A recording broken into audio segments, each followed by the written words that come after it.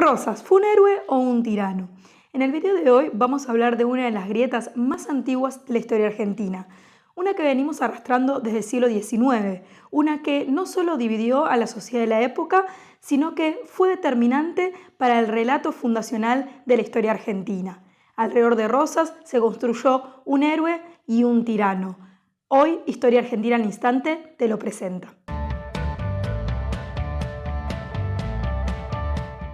Juan Manuel de Rosas nació el 30 de marzo de 1793 en la ciudad de Buenos Aires. Nació con el nombre de Juan Manuel José Domingo Ortiz de Rosas y López de Osorio, un nombre larguísimo que era común en las familias de las élites porteñas. Con tan solo 13 años participó de la reconquista de la ciudad de Buenos Aires en la primera de las invasiones inglesas en el año 1806. Un año más tarde, en la segunda de las invasiones inglesas, participó de la defensa.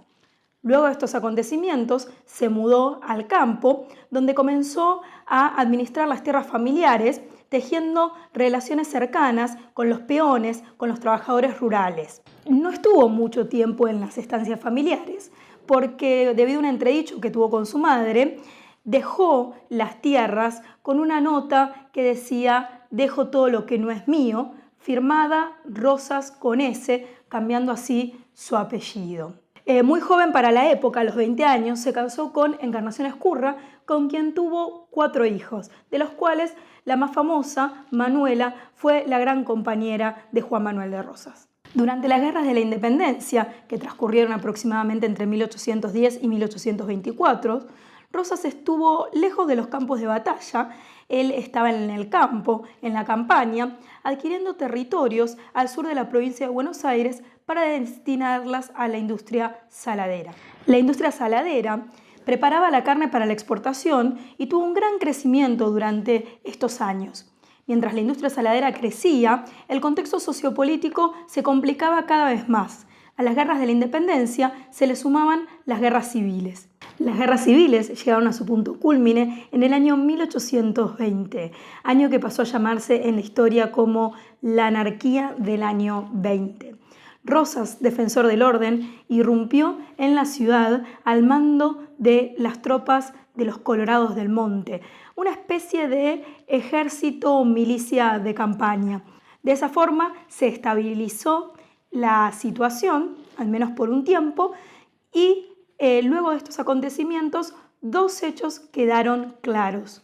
El primero, la ciudad no podía ignorar al campo en términos políticos, y el segundo, a Rosas había que prestarle atención. En varios textos, Rosas defendía el orden y suplicaba que haya orden para que puedan seguir desarrollándose las actividades saladeras. Pero no tuvieron mucho eco estas súplicas.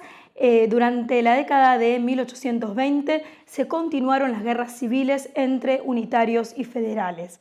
A grandes rasgos, los unitarios buscaban un gobierno centralizado y los federales abogaban por las autonomías provinciales. Nuevamente, las guerras civiles llegaron a un punto cúlmine en el año 1828, cuando Manuel Dorrego, gobernador de la provincia de Buenos Aires y líder del Partido Federal, fue asesinado por Juan Lavalle, líder del Partido Unitario. Rosas tomó el mando del Partido Federal, luchó contra Lavalle y, habiendo triunfado, se convirtió en el gobernador de la provincia de Buenos Aires. La Sala de Representantes de Buenos Aires le otorgó la gobernación con las facultades extraordinarias y la suma del poder público.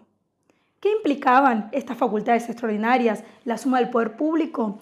Que en la figura de Rosas se concentraban lo que hoy en día llamamos como poder ejecutivo, legislativo y judicial.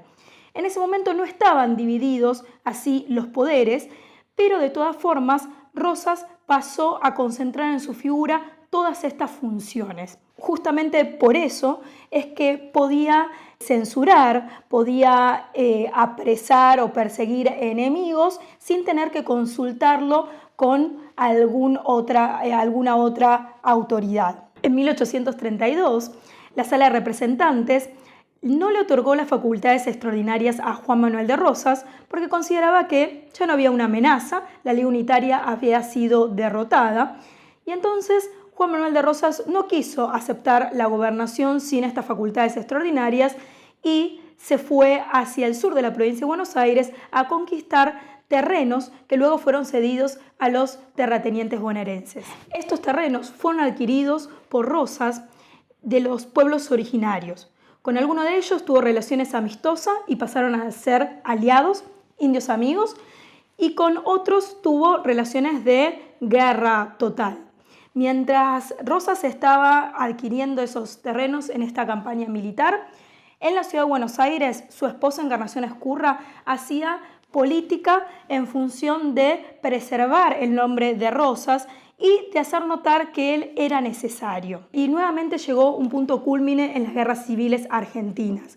El caudillo, el líder riojano, Facundo Quiroga, fue asesinado y este hecho despertó las dudas de los bonaerenses acerca de la paz, por lo cual decidieron otorgarle nuevamente a Rosas las facultades extraordinarias. En 1835 asumió Rosas su segundo mandato como gobernador de la provincia de Buenos Aires con facultades extraordinarias y seguiría gobernando así por los próximos 17 años.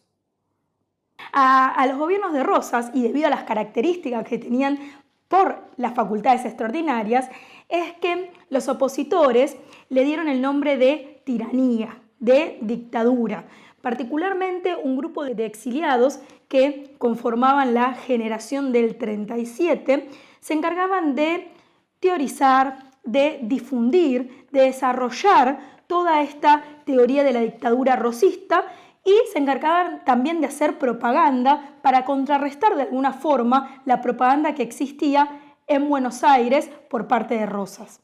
Decir propaganda rosista queda un poco corto. En realidad lo que había en el rosismo era una verdadera liturgia. Cada vez más el gobernador de la provincia de Buenos Aires se confundía con la causa federal. Cada vez más ser federal era ser rosista y alrededor del gobernador se comenzó a construir una identidad. Esta identidad marcaba muy claramente quién estaba adentro, quién era amigo y quién era enemigo. Y en este contexto es que tenemos que pensar los símbolos que utiliza el rosismo, como por ejemplo la obligatoriedad de la cintilla punzó, en la cual quede muy reflejado a simple vista de qué lado está cada uno. En este contexto es que tenemos que pensar a la Sociedad Popular Restauradora, comúnmente llamada la Mazorca.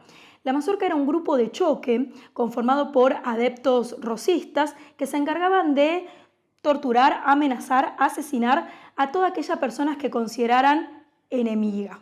La adhesión, en algunos casos fanática, que tenían los adeptos a Rosas, fue interpretado por la oposición como una mera manipulación.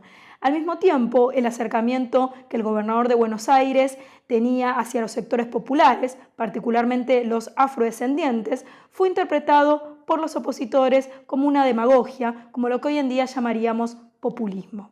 En este contexto de oposiciones entre unitarios y federales, traducida en rosistas, antirrosistas, se le sumaba otra oposición entre campo y ciudad.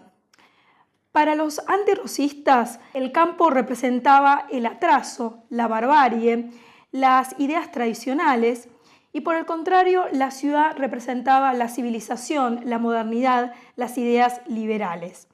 Siguiendo a un modelo europeo, consideraban que el campo era algo que había que superar y Rosas, siendo líder de la campaña, representaba el atraso y representaba la imposibilidad de llegar a una organización nacional. A esto se le sumaba el eterno aplazamiento que Rosas hacía de la convocatoria a un congreso que dictara una constitución nacional fundamental para la organización del país. De alguna forma se le acusaba a Rosas de ser antipatriota y estas acusaciones fueron respondidas por el rosismo proclamando que ellos habían defendido la soberanía nacional. ¿De qué se trata esta defensa de la soberanía nacional? Se trata de la defensa frente a Francia y Reino Unido, frente a los dos bloqueos que estos países ejercieron en el Río de la Plata. Los países europeos buscaban comerciar al interior de las provincias y Rosas no lo permitía. El mayor hito en medio de estos acontecimientos fue la batalla de la Vuelta de Obligado en 1845, que enfrentó a las tropas bonaerenses contra la flota anglo-francesa. La victoria fue para los europeos, que continuaron el bloqueo hasta el año 1850. Sin embargo, los resultados comerciales no fueron los que esperaron y también tuvieron un fracaso político porque no contaron con los apoyos necesarios. En 1850 se firmó la paz y en esta los países europeos reconocían la soberanía de los ríos interiores a la Confederación Argentina, por lo cual fue tomado por Rosas como una victoria. Parecía que Rosas estaba en su momento más firme. Todos los movimientos armados en su contra habían fracasado. Pero su gobierno no resistiría un nuevo levantamiento. Justo José de Urquiza, gobernador de la provincia de Entre Ríos, líder popular, aliado de Rosas, se pronunció en su contra el 1 de mayo de 1851. Se alió a los opositores a Rosas, al Brasil, a la banda oriental del Uruguay y conformó el Ejército Grande, que el 3 de febrero de 1852 derrotó a Rosas en la batalla de Caseros. Rosas huyó, se exilió en Southampton, Inglaterra, y murió allí en 1877 a los 84 años. Para los vencedores, ahora sí está abierto el camino a la organización nacional.